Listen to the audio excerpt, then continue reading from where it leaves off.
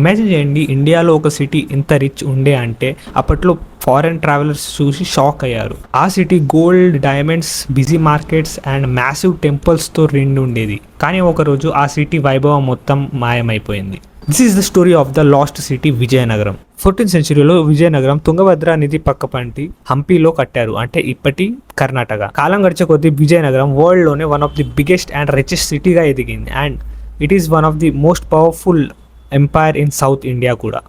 Around 15th century historians విజయనగరంని second largest city గుర్తించారు. ఆ టైంలో Beijing was the largest city. విజయనగరంలో ట్రేడ్ చేయడానికి ఎందరో ట్రేడర్స్ వచ్చేవారు. ఓన్లీ ఇండియన్ ట్రేడర్స్ కాదు, ఆల్ ఓవర్ ది వరల్డ్ వచ్చేవారు.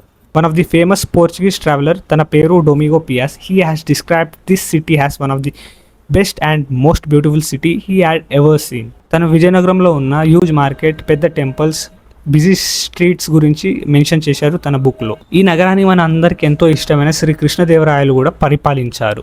కానీ 1565 సంవత్సరం తర్వాత అంతా మారింది. విజయనగర ఆర్మీ ఓడిపోయింది తాలికోట యుద్ధంలో. ఆ తర్వాత విజయనగరంని దోచారు, డిస్ట్రాయ్ చేశారు. ఇవాల్టి హంపి ఇప్పటికీ రిమైండర్ చేస్తుంది one of the greatest umpire.